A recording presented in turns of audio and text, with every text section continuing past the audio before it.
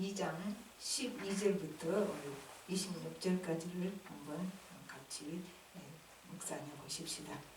사무엘과 엘리의 두 아들을 교차해서 설명을 합니다. 그러면 아까 26절까지를 못 읽고 이제 21절에서 끝냈는데요.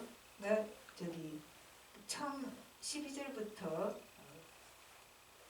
17절까지는 이제 엘리 아들들 얘기고, 그 다음에 18절부터 21절까지는 사무엘 얘기고, 그리고 22절부터 26절까지는 이제 사무엘과 또 엘리 아들이 나옵니다. 그러니까 이게 교차해서 얘기가 지금 진행되고 있는 거예요. 그러니까 이제 엘리의 아들들은 여호와를 알지 못했다, 그렇게 나와요. 12절에요. 알지 못했다. 제사장인데 하나님을 알지 못했다고. 이 안다 뜻을 우리가 조금 더 생각해 봐야 돼요. 이 안다는 이제 히브리어로 야다 그 말인데, 사랑한다, 믿는다, 또 신뢰한다, 의지하다, 여러 가지 뜻이 있습니다. 그러나 우리가 가장 쉽게 이해할 수 있는 것은 창세기 2장 24절에 아담과 하와가 동침하다, 이때 이 야다란 말을 써요. 안다고. 그러니까 이 안다란 말은 하나님과 우리 앞에서 하나님을 안다, 그 말은 지식적으로 안다 그 말이 아니라 친밀한 관계다, 그런 얘기가 되죠. 그러니까 이 엘리의 두 아들은 하나님과 관계가 없는 사람들이죠. 그러니까 지식적으로 알아도 실질적으로는 하나님과 관계가 없어요.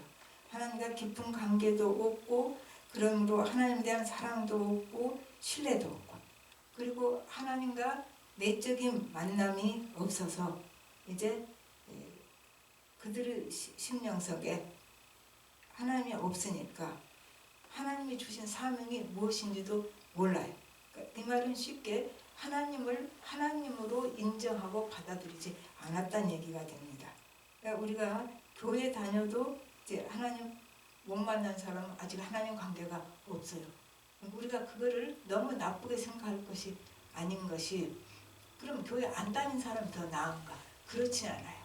교회 문턱만 밟아도 하나님은 은혜입니다. 하나님은 은혜가 아니면 교회 문턱 못 밟아요.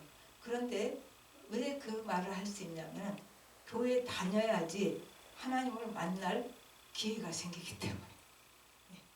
그래서 우선 못 만났어도 교회 나온 것 자체가 하나님의 은혜고, 이제 거기서 하나님을 만나야 되는 거죠. 교회만 왔다 갔다 하면 성전 뜰만 밟는다는 이사야서 1장 얘기가 되어버립니다. 그러니까 하나님을 만나는데 못 만났어도 교회에 온 것은 축복이다, 그 말입니다. 그 다음에 이제 이 엘리의 아들들이 하나님을 모르니까 좋은 일이 있겠습니까? 첫째로 이제 물질에 대한 탐심이 있습니다. 그래서 12절부터 16절까지 나옵니다. 그래서 하나님이 그 심령이 없으니까 이제 제사장을 레위기에 나오는 제사법을 따라야 되는데 제사법을 전부 무시하는 거죠.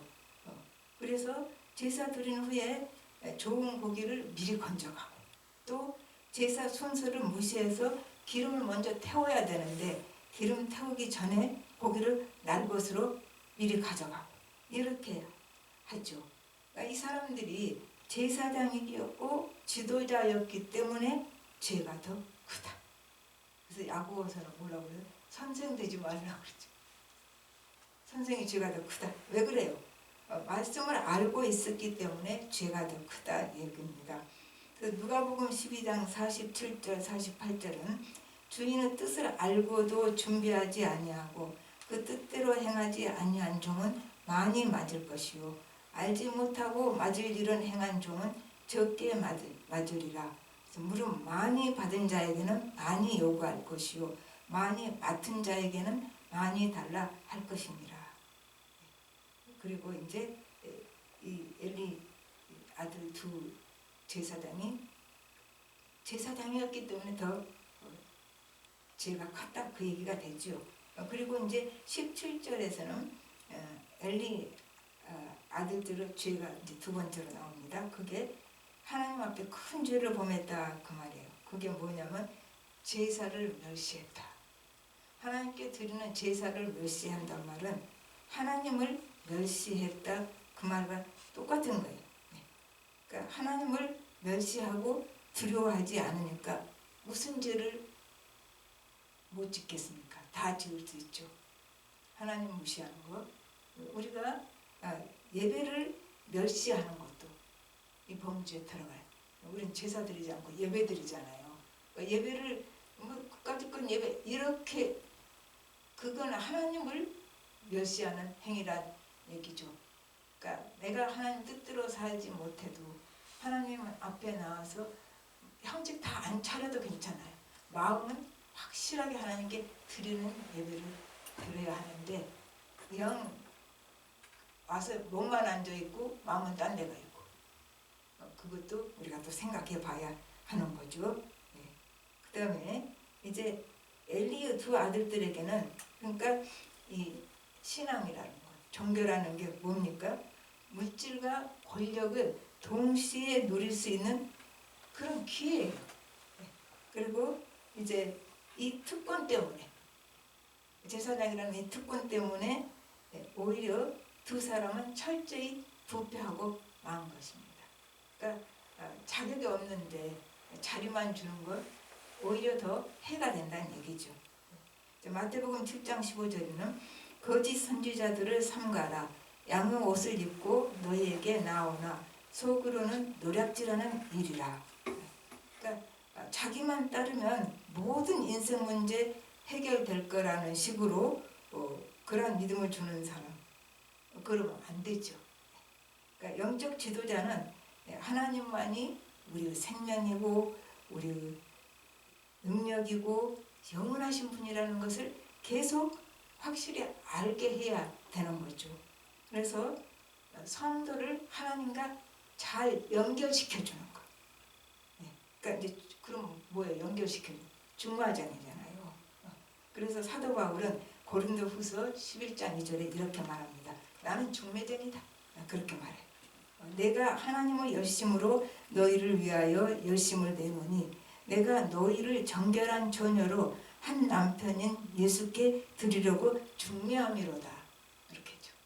우리가 중매를 잘 서야 돼요. 하나님과 예수 안 믿는 사람, 믿어도 아직 조금 연약한 지체들을 하나님과 자꾸 연결시켜주는 그 중매 역할을 잘 해야 되는 거죠. 이제 그리고 22절로 뛰어갑니다. 그 사이에 사무엘 얘기가 나오니까요. 22절은 두 아들의 죄가 나옵니다. 또 뭐가 나옵니까? 성적인 타락. 그러니까 회막문에서 수종드는 여자와 동침을 했습니다. 원래 레위기에서는 그 여자가 안 나오는데 어쨌든 이때는 있었던 걸로 보여요. 그러니까 이 여자들의 역할은 제사 위에서 특별히 구별된 여자들이에요. 근데 이 사람과 동침을 합니다. 그래서 이 엘리 아들들이 물질에 대한 탐심, 또 제사 멸시, 그리고 성적인 타락 이렇게 한 거죠. 그래서 25절에 보면은 이게 엘리 제사장이 말을 하는 거죠. 하나님께 범죄했다고 말한 거예요. 그러니까 이런 모든 우리가 사람에게 범하는 죄도 하나님께 범죄한 거예요. 내가 인생 살면서 지는 죄가 하나님과 관계없는 죄 하나도 없어요. 그거는 하나님께 죄를 지은 거다. 이렇게 우리가 알 수 있겠습니다. 그 다음에 이제 그 25절을 한번 보십시오. 마지막 절에 이는 여호와께서 그들을 죽이기로 뜻하였음이더라. 그렇게 말해요. 그러면 하나님 탓인가? 하나님께서 이들을 죽이려고 작정을 했으니까 그건 아니에요. 그러니까 말을 안 들으니까 사망의 길을 가도록 내버려 두신 거다 그 말입니다. 그래서 우리가 사람 괴롭히고 참 악하게 사는데 잘 먹고 잘 살고 승승장구하는 거, 이건 뭐예요? 이게 징벌이에요. 왜냐하면 자기가 잘 가는 줄 알고 회개를 안 차나요. 그건 무서운 거예요.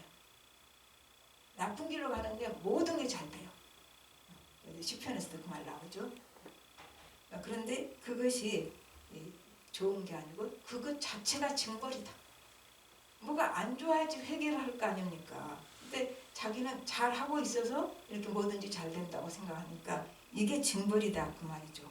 그래서 우리가 잘못할 때 하나님께서 내버려 두면 이거 큰일이에요. 내가 구원을 받았는지 다시 생각해 봐야 돼요. 그 루터가 그 말을 했어요. 제가 오래된 얘기죠. 물고기가 이렇게 낚시에 걸려 있는데 멀리 가면은 코가 찢어진다. 낚시바늘에. 그게 좀 비유가 별로 맞지 않지만 그런 얘기를 했어요. 그 말은 우리가 하나님 안에 있는데 도망가면은 문제 생긴다 그 말이죠. 근데 도망갔어도 아무 문제가 안 생겨. 그리고 이제 괜찮아요.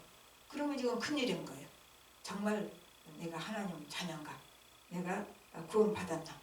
왜냐하면 자기 자녀가 잘못 가는데 내버려둘 부모가 없듯이 하나님께서도 마찬가지. 자기 자녀인데 마음대로 살아가지고 하나님과 떨어져 가는데 내버려 둘 수가 없잖아요. 그래서 우리가 잘못 갈 때 내버려 두지 않으시고 길 막고 고난 당하게 하신 것이 뭐다? 징계 축복이에요, 여러분. 내가 잘못 갔는데 혼내는 거 그게 축복이다 그 말이죠. 왜냐하면은 혼나고 뭐 해요 우리가? 회개하잖아요. 그래서 돌이키잖아요 하나님께로. 그렇기 때문에 잘못했을 때 혼나는 게 우리에게는 축복이다. 잘못 가고 하나님과 멀어져도 내버려 두면은 이거는 이제 큰일인 거죠 우리에게. 그래서 여러분이 그래서 하나님이 살아계신 걸 우리가 알 수 있는 거죠. 내가 힘들 때 어려움에서 건져주셔서 알 수 있고 내가 잘못 갈 때 내버려 두지 않고 잡아 돌이키는 것도 하나님이시니까 그때도 우리가 하나님의 그 은혜를 다시 생각하게 되는 거죠.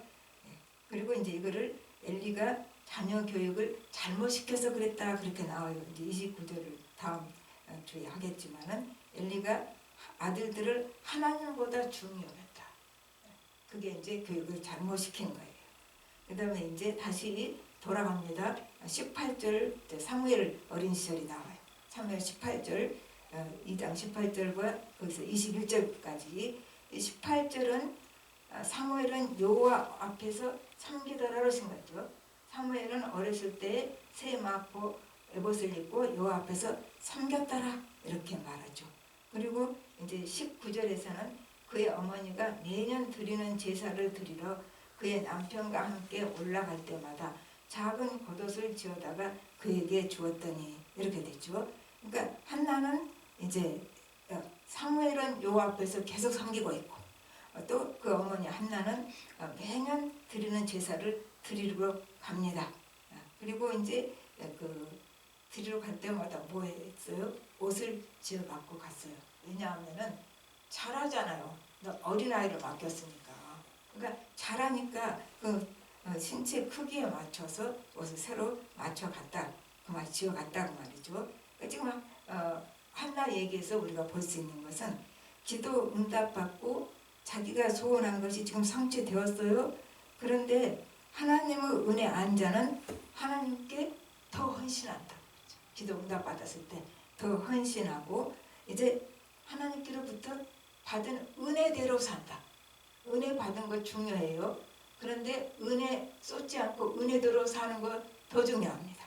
그래서 한나는 하나님께로 받은 은혜대로 삽니다. 그러니까 하나님과 동행하면서 이제 일상을 은혜로 사는 거죠. 그러니까 큰 은혜를 하나님께서 한나에게 주셨죠. 어려울 때. 그럼 왜 그래요? 일상을 그냥 하나님의 은혜로 하나님과 동행하며 살라고 큰 은혜를 주신 거예요. 근데 우리는 큰 은혜 받기는 좋아하고 그 다음 삶을 생각을 안 해요. 그 다음 삶이 더 중요하다 그 말이죠. 그래서 많은 은혜 받고 나중에 전혀 그 은혜 받을 때만 훨씬 못해지는 것, 이건 하나님 뜻이 아니에요. 큰 은혜를 하나님께서 주실 때는 일상의 삶을 그냥 매일 은혜 받은 사람처럼 하나님과 동행하면서 살라고 은혜를 주신 거다 그 말이죠. 큰 은혜에 목매이지 말고 일상의 삶을 내가 받은 은혜대로 사는 것, 이것이 더 중요합니다. 제가 토요일날 옛날에 만났던 분들 결혼식에 갔는데 내가 너무 행복했어요. 그분들이 훨씬 더 영적으로 성숙해지셨더라고요. 그랬더니 자녀들도 옛날에 내가 알던 때보다 훨씬 더 영적으로 성장해 있더라고요. 그래서 내가 예수 믿는다는 건 이런 거지. 10년도 넘고 후에 만났는데 전보다 훨씬 더 영적으로 성장했고 인격적으로도 현실이 훨씬 더 좋아진 건 아니에요. 또 이제 나이 들었으니까 늙었잖아요. 몸도 아프잖아요. 그런데도 얼굴들이 너무너무 맑고 밝고 좋았어요. 그래서 우리가 은혜 받은 것도 중요하지만 은혜대로 삶을 살면 그대로 아니지요. 계속 우리가 성장해 가는 모습을 우리가 나타낼 수 있는 거죠. 우리 모습이. 그리고 이제 한나가 이렇게 하나님 뜻대로 살아가는데 20절에 보면 엘리가 엘가나와 한나에게 다른 후사 주시도록 축복을 해요. 이거는 한나가 부탁한 거 아니에요. 20절 한번 보십시오. 엘리가 엘가나와 그 아내에게 축복하여 이르되 여호와께서 이 연인으로 말미암아 네게 다른 후사를 주사 이가 여호와께 간구하여 얻어 바친 아들을 대신하게 하시기를 원하노라 하였더니 그들이 자기 집으로 돌아가매 이제 21절에 여호와께서 한나를 돌보시사 그로 하여금 임신하여 세 아들과 두 딸을 낳게 하셨고 아이 사무엘은 여호와 앞에서 자라니라 이렇게 됩니다. 그러니까 이제 하나님께서 한나를 돌아보신 거죠.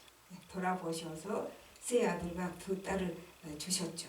이 사람들이 구한 건 아니에요. 하나님을 경외하고 하나님을 바라보고 하나님 뜻을 따르는 자는 하나님은 끝없이 축복해 주시기를 원하십니다. 그래서 우리 다 축복받기 원하잖아요. 근데 내가 축복받기를 원하는 것보다 하나님께서는 더 우리를 축복해 주시기를 원한다. 그 말입니다. 그렇기 때문에 구하지 않은 것까지도 다 주셨죠. 내가 원하는 것보다 하나님은 더 원하신다. 우리가 잘되고 축복받는 삶을 살기를. 그렇기 때문에 안 구한 것도 더 주고 싶으셔서 이제 주신 거다. 그 말입니다. 그리고 이제 25절 후반부에서는 엘리의 아들들은 죽음을 선고받았지요. 그리고 그 다음에 또 구속으로 나옵니다. 그런데 26절에서는 이제 사무엘이 여호와 앞에서 자랐다 그렇게 나와요. 아이 사무엘 26절 봅니다. 아이 사무엘이 점점 자라매 여호와와 사람들에게 은총을 더욱 받더라 그렇게 됐어요. 그러니까 이제 하나님 앞에서 하나님 떠나지 않고 자라면은 키가 자라듯이 애들이 자라잖아요. 다 우리 교회는 어린아이들이 많으니까 처음보다 다 훌쩍 컸어요. 그러니까 애가 이제 어린아이로 바뀌었고 어린이들은 이제 막 사춘기로 들어가려고 그러고 그렇게 키가 다 자라잖아요. 그런데 하나님 앞에서 자라면은 하나님 떠나지 않고 자라면은 키만 자라는 것이 아니라 영적으로도 쑥쑥 자란다 그 말입니다. 그래서 또 여호와가 사람들에게 은총을 받게 되죠. 영적으로 성장을 하니까 그게 26절로 나오는 말입니다. 이제 말씀을 맺어봅시다. 엘리는 하나님을 알지요.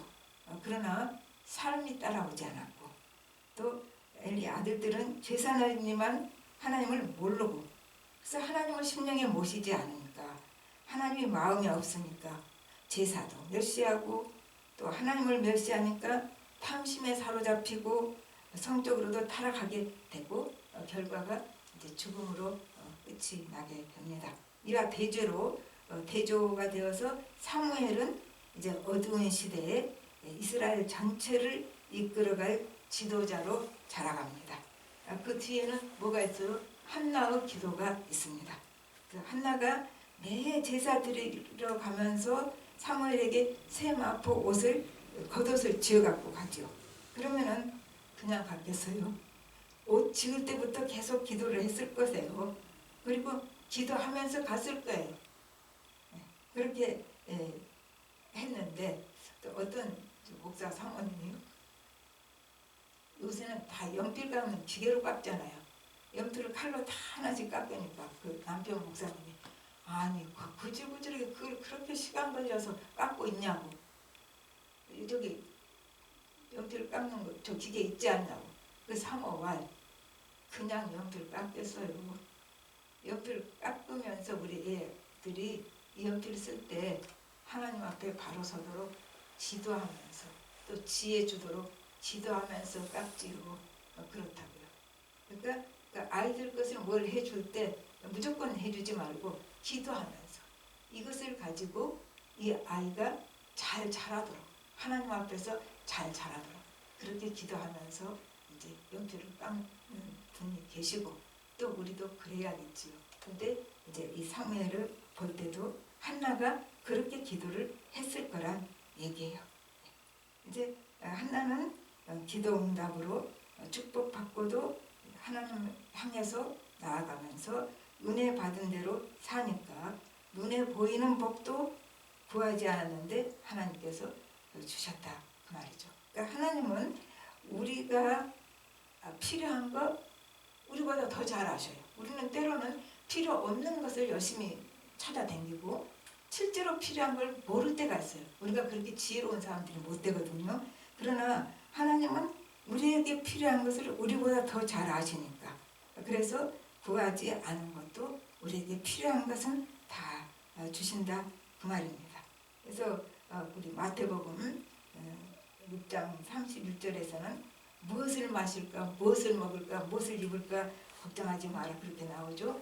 그리고 거기서 32절에서는 너희 하늘 아버지께서 이 모든 것이 너희에게 있어야 할 줄을 아시느니라. 그러니까 우리가 일상에 필요한 것 하나님이 있어야 할 줄 아신다 그랬죠. 그리고 이제 우리 마태복음 6장 33절 다 암송하지요. 그런즉 너희는 먼저 그의 나라와 그의 의를 구하라. 그리하면 이 모든 것을 너희에게 더하시리라. 더하시리라 이 말은 모든 것을 너를 만족하게 하실 것이다 그 뜻이에요. 우리가 하나님 뜻대로 하는 기도는 다 응답받습니다. 한나 기도처럼. 그래서 요한일서 5장 14절 그를 향하여 우리가 가진 바 담대한 것이 이것이니 그의 뜻대로 무엇을 구하면 들으시니라. 그런데요 여기 우리 한번 생각해 볼 게 있어요. 우리가 어떻게 하나님 뜻을 다 알아서 그 뜻대로 기도를 해요. 때로는 모르죠. 뭐 나쁜 거 구한 거 아니에요. 하나님 뜻을 모르니까 다 좋은 거지만 우리가 구하죠. 그런데 그것이 하나님 뜻이 아닐 때 내 생각대로 안 되게 하시면 이것이 큰 은혜다 그 말이에요. 기도를 할 때 나는 몰라서 하나님 뜻을 몰라서 이제 이것이 선이라고 생각하고 이것이 좋은 것이라 생각하고 기도를 했는데 그게 안 되면 그것이 더 큰 은혜인 것이 내가 생각하는 대로 안 되면 내가 생각지도 못한 일을 하나님은 하십니다. 다 같이 기도하겠습니다. 하나님 아버지 주님 은혜를 감사를 드립니다. 우리가 때로는 하나님 뜻대로 기도를 하기도 하고 때로는 몰라서 우리 뜻대로 기도를 하기도 합니다. 그러나 하나님 뜻대로 하는 기도는 그대로 하나님께서 응답해 주시고 우리가 뜻을 몰라서 하는 기도는 하나님께서 그 기도의 응답은 안 주시지만 우리가 생각지도 못한 그런 또 놀라운 은혜를 주시고 응답을 주시니 또한 감사합니다. 우리가 항상 하나님 앞에서 사실은 할 말이 없는 사람들입니다. 그럼에도 불구하고 우리는 할 말이 많습니다. 그만큼 우리는 아버지를 생각하고 하나님을 아버지로 생각하기 때문에 어린아이처럼 다 구할 수 있어서 또한 감사합니다. 우리가 뭐든지 뜻을 몰라도 구하게 하여 주시고 또 뜻대로 구한 것은 그대로 응답받게 하시고 뜻을 몰라서 구한 것은 더 좋은 것으로 더 생각지 못한 것으로 이제 우리가 응답을 받을 수 있는 우리 모든 성도들이 되게 하여 주시옵소서. 모든 말씀 예수님으로 기도합니다. 아멘. 네.